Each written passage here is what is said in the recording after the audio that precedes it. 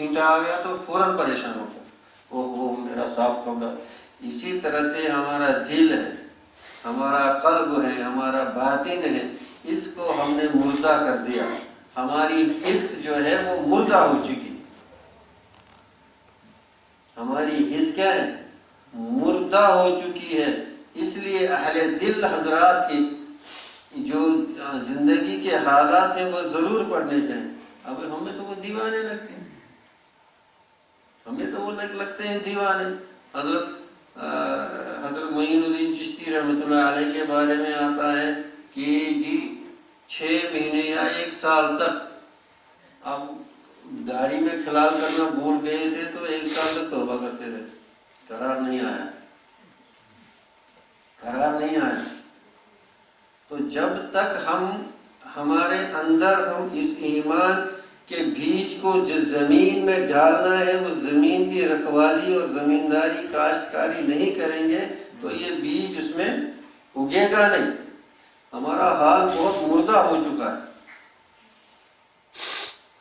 تو فرمایا لیس تقوی قیام النہار و قیام اللیل ولکن التقوی ترک ما حرم اللہ وادع ما افترض اللہ۔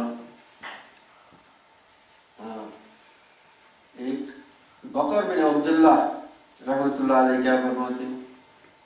لا یکون رجل تقیا، لا یکون رجل، ایک شخص متقی نہیں ہو سکتا، صاحب تقوی نہیں ہو سکتا۔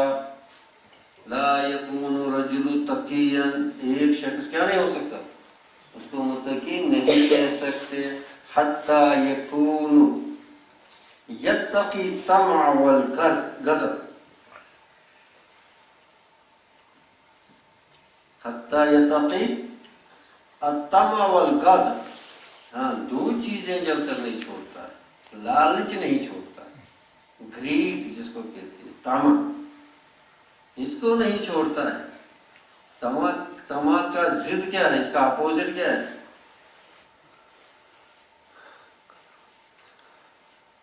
قناعت۔ طمع کا اپوزٹ اینٹونیم ضد کیا ہے؟ قناعت۔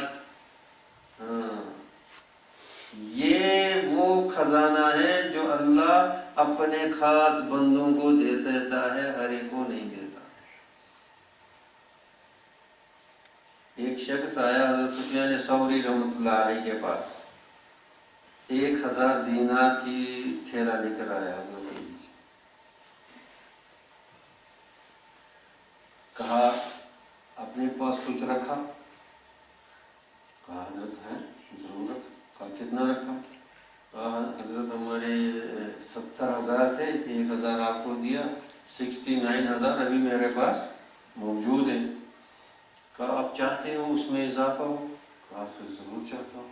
تو اٹھایا، کہا اب مجھ سے زیادہ غریب۔ غریب کس کو کہتے ہیں؟ غریب کس کو کہتے ہیں؟ جس میں طمع ہو۔ امیر کس کو کہتے ہیں؟ جو کامیاب ہو۔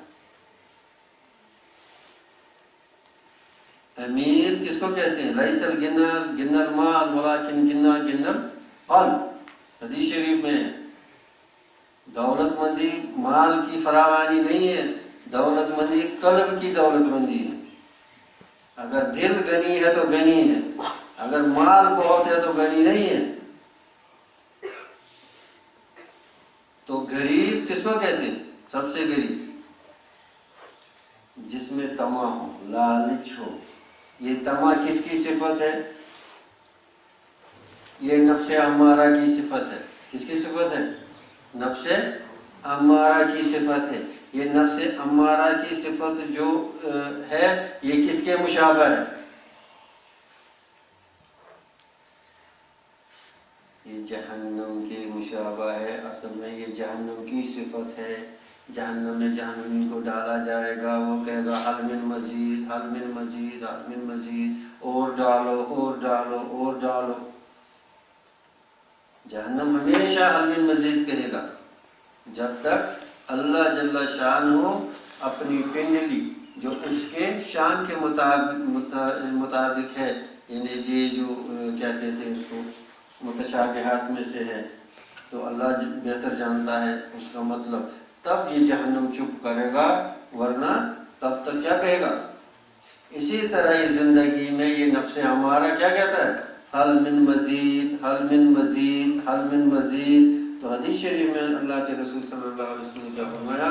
لا یملأ جوف ابن آدم الا التراب۔ ابن آدم کا یہ نفس جو جہنم کا مشابہ ہے، یہ ہمیشہ حل من مزید کہے گا۔ اس کو آپ کچھ بھی دے دو، وازوان دے دو، ہاتھ دے دو، کچھ بھی دے دو، ڈائمنڈ سونا جو بھی ہے، یہ کہے گا اور کچھ ہے، اور کچھ ہے۔ ہاں، جب قبر کی مٹی اس پر پڑے گی تب چپ کرے گا، تب تک چپ نہیں۔ لا یملأ جوف ابن آدم الا التراب۔ ہاں، وہ مٹی پڑے گی تو یعنی اپنے اندر اگر صفت قناعت نہیں ہے، اپنے اندر اگر صفت قناعت نہیں ہے تو ایمان کامل نہیں ہے، ایمان کامل نہیں ہے۔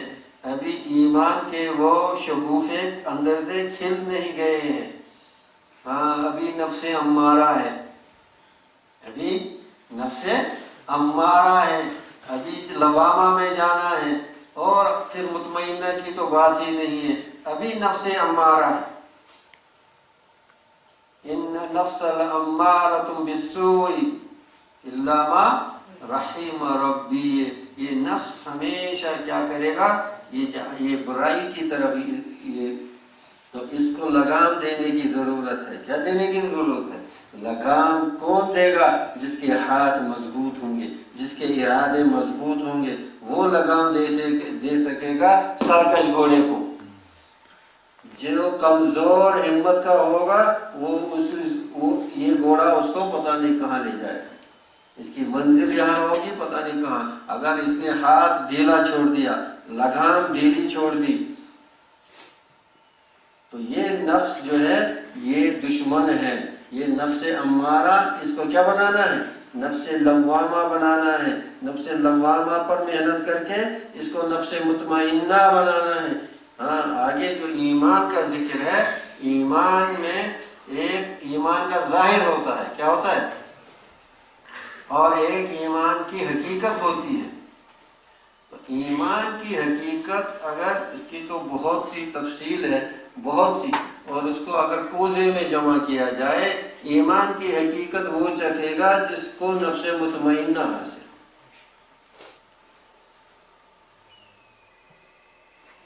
جس کے شریعت، جس کی طبیعت ہو چکی ہو، شریعت جس کی طبیعت بن چکی ہو، وہ ایمان کی حقیقت، ذاق طعم الایمان، وہ ایمان کا مزہ چکھے گا، وہ ایمان کا مزہ چکھے گا جس نے اپنے نفس کو نفس مطمئنہ بنایا ہو، اور اسی کے لیے وہ سب سے اعلیٰ و افضل اعزاز اور ایوارڈ ہے۔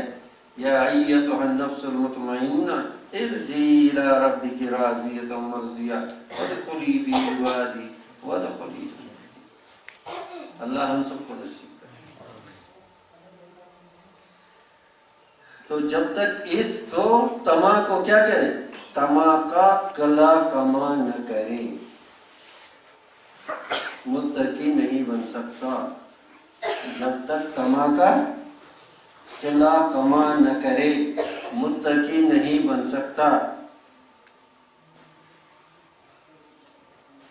اور غصے پر، غضب پر، اب یہ دونوں چیزیں، طمع، لالچ، حل من مزید، کس کی صفت ہوئی؟ جہنم کی۔ جہنم میں کیا ہے؟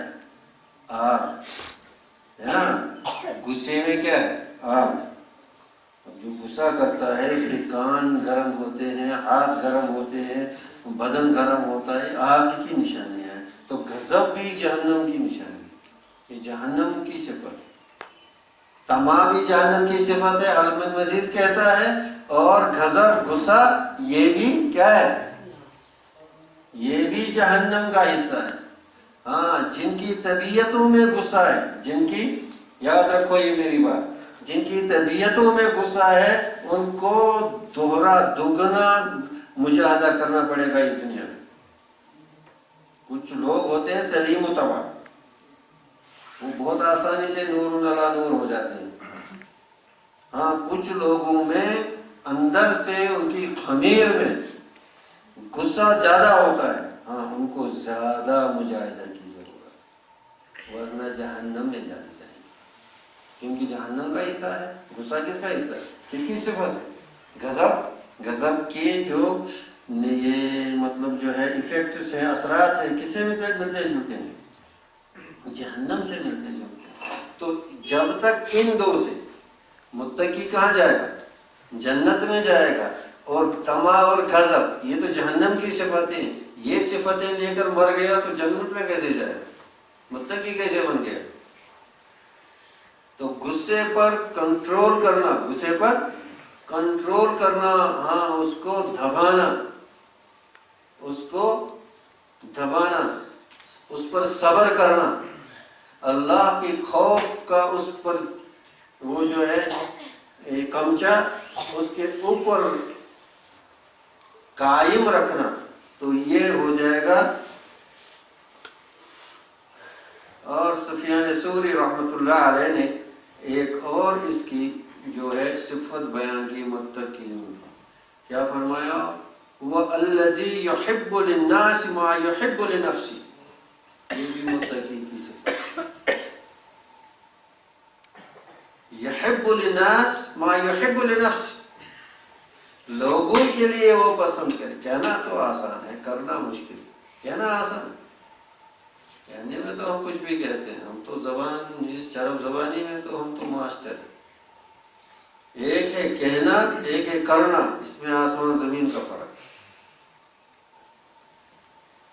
یحب للناس ما یحب لنفس، لوگوں کے لیے وہ پسند کرے جو اپنے آپ کے لیے پسند کرے۔ اس کی ضد کیا ہے؟ طمع کی ضد کرنا، عت بتائی نہیں بتائی، اور یہ خود غرضی، خود غرضی مومن کی صفت نہیں ہو سکتی۔ مومن کی صفت ایثار ہوتی ہے، یؤثرون علی انفسہم ولو کان بہم خصاصہ۔ قرآن نے جو بیان کیا، کیوں بیان کیا؟ قرآن نے جو بات بیان کی یہ جملہ انشائیہ ہے، خبریہ ہے۔ یؤثرون علی انفسہم ولو کان بہم خصاصہ، قرآن نے کیوں بتایا؟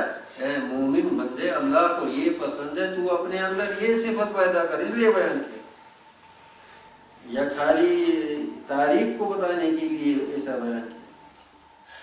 اس صحابہ کے اس واقعے کو بیان کرنے کے لیے واقعہ بیان کیا؟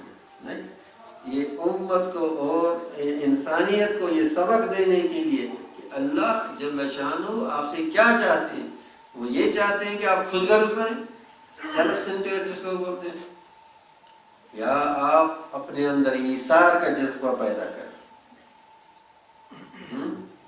ابھی اگر مدرسے کے بچوں میں ایثار پیدا نہیں ہوا تو پھر کیا؟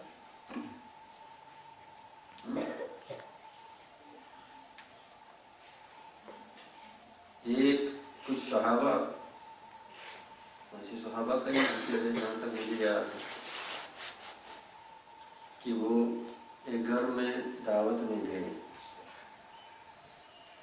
اور جو صاحب کھانا، جو ان لوگوں میں تو یہ نہیں ہوتا تھا، یہ مطلب جو ہم لوگ تقرر کرتے ہیں، جو کھانا تھا گھر میں سامنے رکھ دیا، لیکن کھانا کم تھا، لوگ زیادہ تھے۔